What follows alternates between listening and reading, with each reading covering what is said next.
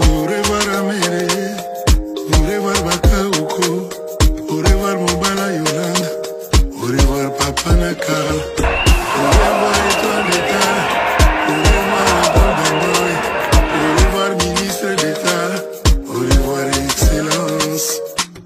Ahmed a la joie de mettre plus la main. C'est avec beaucoup de peine que nous venons rendre hommage à Ahmed. Ahmed a été un frère, un compagnon de combat. Nous avons été dans l'opposition ensemble pendant longtemps. Nous étions trois principaux collaborateurs du président Ouattara, Amadou, Ahmed et moi. Amadou est parti, Ahmed est parti, je me sens seul. Donc je suis venu témoigner avec le peuple de Côte d'Ivoire de ce qu'Ahmed a été pour son pays. Ça a été un homme d'État, ça a été un homme que tout le monde s'est arraché. Il a donné à tout le monde, sans calculer. Et aujourd'hui, Dieu l'a rappelé que Dieu est son âme. J'ai une pensée affectueuse pour sa femme Yolande, pour ses enfants, pour sa famille. Il est difficile de ne pas parler du président de la République et de ce qu'il peut éprouver après avoir perdu deux collaborateurs comme Amadou Gon et Ahmed Bakayoko en moins de 8 mois. C'est terrible. Que Dieu lui donne la force, que Dieu nous donne la force, que Ahmed repose en paix en attendant de le revoir un jour puisque nous partirons tous de cette terre des hommes. Merci beaucoup. Je vous remercie. Visage déjà peiné. Quels sont les souvenirs que vous gardez du Premier ministre Ahmed Bakayoko? Oh, mais des souvenirs de négociations, de dialogue politique entre le pouvoir et le Front populaire ivoirien, notamment à l'occasion de la réforme constitutionnelle. Vous savez que nous avions eu de gros contentieux et de fortes tensions. Il a fallu donc tout l'esprit de dialogue d'Ahmed Bakayoko pour que nous puissions éviter des affrontements. En 2019, nous avons eu aussi une longue période de négociation dans le cadre de la réforme du cadre juridique et institutionnel des élections. Mais ce que je voudrais surtout noter, ce sont les relations de fraternité et d'amitié qui nous unissaient. Et c'est au nom de ces relations que, à l'occasion du décès de son papa, avec qui j'ai travaillé au ministère des Postes et Télécommunications, il m'a fait l'honneur de me demander de faire un témoignage à la levée de corps à Ivocep devant le chef de l'État. Cela m'a fortement touché parce que c'était une marque de considération, d'affection. Voilà. Donc en dehors de ces cadres, je partage aussi avec Ahmed des relations de famille, puisque sa femme est une nièce à moi. Et donc au nom de toutes ces relations, nous avions des relations de différents niveaux, de différents ordres, des relations politiques, mais aussi des relations de fraternité, de famille. Et donc c'est une grande perte pour moi personnellement, la brutale disparition d'Ahmed Bakayoko. Témoigner toute sa reconnaissance au Premier ministre Ahmed Bakayoko. C'est un jour difficile. Après cette perte cruelle, la séparation est dure. Mais nous voulons dire à Ahmed Bakayoko ce soir qu'il n'est pas parti. Son corps est parti, mais que sa mémoire demeure. Et que la lutte que nous avons menée ensemble, que ce combat que nous avons mené aux côtés de son père Alassane Ouattara demeure. Et qu'il a mené le combat des présidentielles. Hélas, nous l'attendions pour la législative. Malheureusement, le destin en a décidé autrement. Mais il a gravé, il a marqué son passage ici-bas. Pendant ces 30 années de politique, on retiendra d'Ahmed. Il a été un trait d'union entre les chapelles politiques, entre les chapelles religieuses, entre les pauvres et les riches, entre les personnes vulnérables et les personnes nanties. Il a été un ascenseur aussi bien social, humanitaire que politique. Je voudrais, au nom ici des jeunes, des femmes, lui exprimer toute notre reconnaissance et lui dire que sa mémoire vivra, Ambak vivra et il nous accompagnera. Mais nous voulons rester debout. Parce que ce qu'il aurait souhaité, c'est que nous restions debout pour accompagner le président Alassane Ouattara. Et nous resterons debout, dignes. Et nous voulons rester, nous allons demeurer le socle dont a besoin le président Alassane Ouattara pour renforcer la Côte d'Ivoire solidaire. Il a amorcé la pompe avec le dialogue politique. Je voudrais remercier toutes les sensibilités politiques présentes, non seulement ce matin, mais ce soir, pour montrer que l'œuvre d'Ahmed Bakayoko se poursuivra. Ahmed Bakayoko est donc encore là. Merci à vous. Je suis heureuse de partager ces moments avec les jeunes de Côte d'Ivoire, la jeunesse qui veut prendre sa part de deuil, et à juste titre. Le Premier ministre Ahmed Bakayoko a été une référence pour notre jeunesse. Il a démontré à la jeunesse qu'on peut partir donc de rien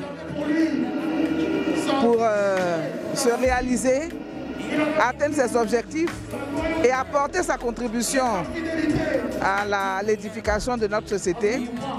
Ahmed Bakayoko a travaillé dur toute sa vie. Ahmed Bakayoko a fait des bons choix.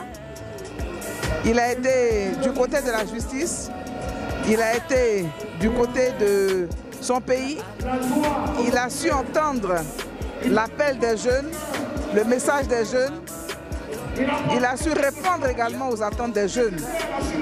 Je ne suis pas surprise qu'aujourd'hui, les jeunes de Côte d'Ivoire, les artistes et tout ce que vous voyez là aient fait le déplacement pour lui rendre hommage. C'est un départ cruel, mais nous nous soumettons à la volonté de Dieu et nous prions pour qu'il repose en paix. Il reconnaissait ses limites, mais il se fixait toujours un objectif, dépasser toujours les limites.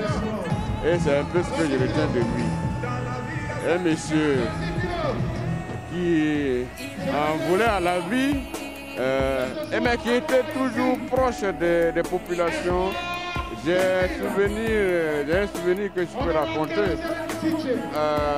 Avant que je n'aille aux élections, pour la campagne de l'élection présidentielle, il y a une fille d'un de mes amis, d'un de nos grands frères, qui n'est plus de ce monde, et dont la fille est venue me voir pour dire « Tonton, j'ai été prise en charge pendant des années par le ministre d'État Ahmed Bakayoko. Et actuellement, j'ai quelques difficultés pour entrer en contact avec son cabinet parce qu'il est maintenant Premier ministre. Et donc, c'est elle qui m'a annoncé le décès du Premier ministre. Et cette fille-là, qui était une orpheline, mais qui a trouvé en Ahmed Bakayoko un père, est redevenue orpheline. Tellement de tristesse du fait de la disparition du Premier ministre, d'une autorité de notre pays, qui a un rôle important pour la stabilité institutionnelle du pays. Évidemment aussi, en tant qu'humain, c'est également un moment de tristesse, en pensant notamment à sa famille biologique. J'ai une pensée émue pour son épouse et ses enfants. Bonjour, je suis Dr Brouanissé, membre du conseil politique du RHDP. C'est pour nous, une fois de plus, un jour de tristesse de nous réunir en ce lieu pour célébrer la mémoire du Premier ministre Ahmed Bakayoko, 8 mois après celui du Premier ministre Amadou Koulibaly. Ahmed Bakayoko, il n'y a rien de plus à dire sur lui. Tout ce que nous pouvons dire sur le Premier ministre Ahmed Bakayoko est connu de tous. C'est un homme généreux, un homme proche de la jeunesse, proche de la culture, proche des orphelins, des veuves. Et Ahmed Bakayoko a aidé beaucoup de personnes. Beaucoup de personnes doivent aujourd'hui leur ascension à Ahmed Bakayoko. On se croit toujours encore dans un rêve. On n'arrive pas à se remettre du fait qu'Ahmed Bakayoko soit réellement décédé. Et nous prions Dieu qu'il puisse avoir son âme et qu'il puisse reposer en paix. D'accord, je tenais d'abord à vous remercier. Je me nomme Diabaté Ben. Diabaté, je suis vice-président du Front populaire ivoirien. Je m'occupe au FPI de la commune d'Abobo, d'Anyama, du Poro et du Tchologo. Donc je suis ici à double titre. D'abord au nom du Front populaire ivoirien, avec son président, mais aussi en tant qu'acteur politique m'occupant d'Abobo, dont Ahmed Bakayoko, Ambak, un frère, un ami, était le maire. Donc je ne peux pas être absent quand un malheur frappe Abobo. Je ne peux pas être absent quand on parle d'Ahmed Bakayoko. C'était un adversaire, ce n'était pas un ennemi. On se voyait régulièrement et c'est avec le cœur vraiment plein d'amertume aujourd'hui que je suis à ce stade à lui rendre hommage. Rendre hommage à un homme qui était humain, rendre hommage à un homme d'ouverture, rendre hommage à un homme sans complexe, rendre hommage à un homme qui aimait l'homme. Et moi je le dis, je suis un croyant. Il faut que chacun de nous croie en Dieu. C'est la volonté de Dieu qui s'est exercée et moi je me plie à sa volonté. C'est ce que je voulais dire. Je voulais vraiment rendre hommage à l'homme. Ambak était un petit frère à notre président. Un petit frère à Afin Guessan. Et Afin Guessan régulièrement m'envoyait le voir. Et chaque fois c'était des discussions fraternelles entre nous. Et j'ai beaucoup apprécié. J'ai beaucoup apprécié. Et l'homme m'a aussi appris des choses que je ne dirai pas forcément ici. On vous voit ici aux obsèques du ministre Ahmed Bakayoko. Comment est-ce que vous vous sentez? C'est un sentiment de tristesse qui m'anime ce soir ici à Ebempe parce que le Premier ministre Ahmed s'est comporté vis-à-vis de nous autres comme un grand frère. Tout le temps, je travaillais aux côtés du président Gbagbo, il était toujours présent. C'est lui qui servait de trait d'union entre le Front populaire ivoirien au pouvoir et le RDR dans l'opposition. Il venait donner les messages du président Ouattara au président Gbagbo et il a fait tout ce boulot, lui et Bitogo, au point que certains pensaient au RDR qu'il était acheté par le président Gbagbo. Vous avez entendu à un moment donné ces rififi là. Ensuite, après les événements de 2011, c'est lui qui sert encore de trait d'union entre les différents partis politiques. C'est lui qui essaie de renouer toujours le dialogue. Et je pense que Ahmed a vécu une vie politique pleine. Et son côté social aussi a montré qu'il est aussi un trait d'union entre les couches sociales, les classes sociales. La Côte d'Ivoire perd un serviteur de l'État, la Côte d'Ivoire perd un homme qui rassemble, qui rassure. La Côte d'Ivoire perd un homme du futur. Donc nous sommes là ce soir pour partager avec sa famille, son épouse Yolande, ses enfants, la peine qui étreint tout un peuple, la peine qui étreint toute une jeunesse. Et nous pensons que Dieu va le recevoir dans son royaume, afin que de là où il est, il puisse inspirer les acteurs politiques ivoiriens à agir en tendant les bras, à agir en acceptant la contradiction, à agir en acceptant les autres tels qu'ils sont, en ne voulant pas forcément que les autres soient comme soi-même. Merci, M. Konatina. Alors, je suis Augustin Kodjo-Komoué, ancien ministre de la Culture et de la Francophonie, et ensuite ancien ministre de l'Énergie et des Mines. Je suis là cet après-midi pour honorer la mémoire d'un ami, un frère. Ahmed Bakayoko a partagé quelques moments avec nous au gouvernement de Gbagbo Laurent. Moi j'étais à la culture quand lui il était au TIC, un TIC, et nous avons travaillé ensemble.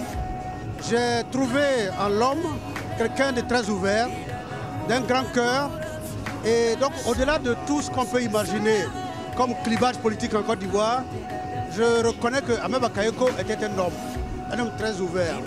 Et sa disparition est une disparition qui va laisser un trou, va laisser une place et qui va beaucoup manquer aux populations ivoiriennes. Parce qu'il est ce qu'il est, comme tout être humain. Mais j'avoue qu'au plan politique, Ahmed Bakayoko dans son parti était l'un des plus ouverts. l'un des plus attentifs à la cause de l'opposition. Il était pour le dialogue politique. Et au moment où il nous quitte, je ne peux que penser à cela. Et je souhaite qu'il ait du repos et que sa famille soit apaisée, que les Ivoiriens également soient apaisés. Voilà tout ce qu'on peut dire pour l'instant. C'est une grande perte pour la Côte d'Ivoire. Merci pour l'opportunité que vous me donnez. Je m'appelle Yapouate Benjamin, ancien ministre de l'enseignement technique puis de la construction, ancien président, ancien maire d'Akoupé et ancien président du conseil général d'Azopé. Je suis là avec le cœur meurtri pour participer aux hommages qu'on rend à un grand homme, un grand serviteur de l'État de Côte d'Ivoire, un homme qui est au carrefour de toutes les opinions politiques, parce que durant toute sa vie politique, il a su concilier toutes les opinions, à tel point que les situations qui pouvaient dégénérer entre les partis politiques, il a su par son talent, par son sens du rassemblement, sa force de persuasion à réconcilier les cœurs. Et voilà ce que je retiens de cet homme qui part très tôt malheureusement. Il n'a pas fini sa mission sur la terre des hommes, mais c'est le Seigneur qui dispose, c'est lui qui trace le destin de chacun. Il a estimé que son heure est arrivée, il nous l'a repris. Nous sommes là, le cœur meurtri, pour lui rendre un dernier hommage. Et que son âme repose en paix et retrouve le Seigneur dans sa félicité céleste. Va en paix, dors en paix. Rest in peace.